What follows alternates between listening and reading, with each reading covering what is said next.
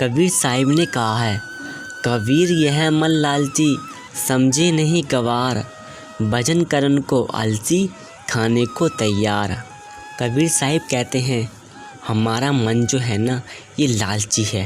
ये कभी भी एक चीज़ से संतुष्ट नहीं रहता, इसको कुछ ना कुछ चाहिए होता है। अगर आज आपके पास साइकिल है तो कल इसको बाइक की चाहत होगी। आपने कैसे भी करके इसको बाइक दिला भी दी तो परसों ये कार की इच्छा करेगा।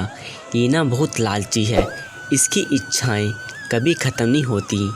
इसलिए कबीर साहिब जी कहते हैं, गवार समझता नहीं है। जब प्रभु का भजन, ईश्वर की भक्ति का समय आता है तब ये आलसी बन जाता है। ईश्वर की भक्ति नहीं करता, उनका भजन नहीं करता, किंतु भोजन करने के लिए हमेशा तैयार रहता है। खाने के लिए नई सी नई चीज़ें इसको खिला दो, खा लेगा, पर प्रभु की भक्ति के समय आलस करता है। खाने के टाइम इसका सारा आलस दूर हो जाता है। इसलिए कबीरदास जी कहते हैं, भजन करन को आलसी, खाने को तैयार। ईश्वर के भजन के समय ये हमेशा आलसी रहता है और खाने के टाइम हमेशा तैयार रहता है। ऐसा है ये हमारा मन। इसलिए कबीरदास जी कहते हैं, मन के मत ना चलिए, मन के मत अनेक, जो मन पर ऐसवार है सो साधु कोई एक। मन के मत ना चलिए, मत यानी कि मन के राय।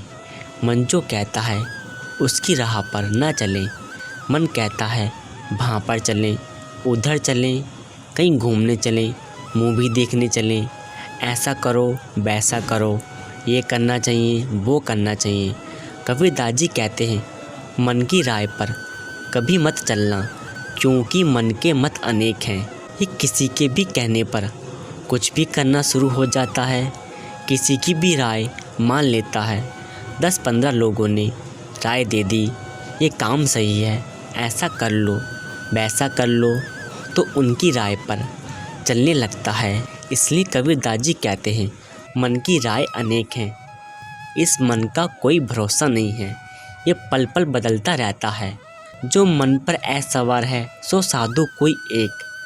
तो मन के कहने पर कभी मत चलना, और जिसने मन को अपने अनुसार चलाया है, ऐसे साधु तो कोई एक ही होता है।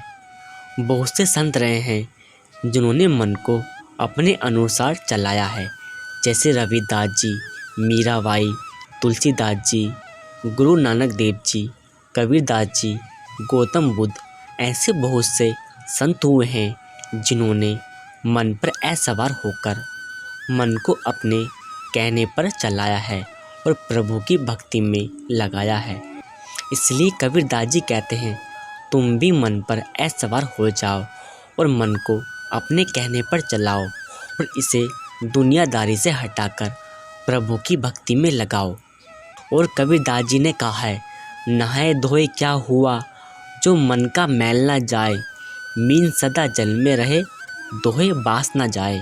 व्यक्ति के मन की स्वच्छता सबसे आवश्यक है। दोहे की पहली पंक्ति में कबीर साहिब ने कहा है कि नहाने धोने से शरीर का सिर्फ मैल साफ हो सकता है, किंतु मन का मैल नहीं। हम कहते हैं, चलो तीर्थ यात्रा कर आते हैं, वहाँ नहा आएंगे तो हमारे पाप धुल जाएंगे। इसलिए कबीरदास जी ने कहा है, नहाए धोए क्या हुआ, जो मन का मैल ना जाए। तीर्थों पर नहाने से शरीर का मैल तो चला जाएगा, परंतु मन का मैल नहीं। न जाने जन्मों जन्मों की हमारे मन पर मैल चढ़ी हुई है। पता नहीं पिछले जन्मों में कितने कर्म किए होंगे, उन कर्मों की मैल हमारे मन पर चढ़ी हुई है। तीर्थों पे नहाने से मन के दोष दूर नहीं होते। जिस प्रकार मछली सदैव जल में रहती है, किंतु जल के संपर्क में रहने के बावजूद भी उसके शरीर की दुर्गंध नहीं जाती। हमें अपने मन पर ध्यान देना चाहिए और मन को प्रभु की भक्ति में लगाए रखना चाहिए, तभी हमारे मन की मैल साफ हो सकती है। मन साफ हो जाने पर बाहरी रूप से हम स्वयं साफ हो जाएंगे।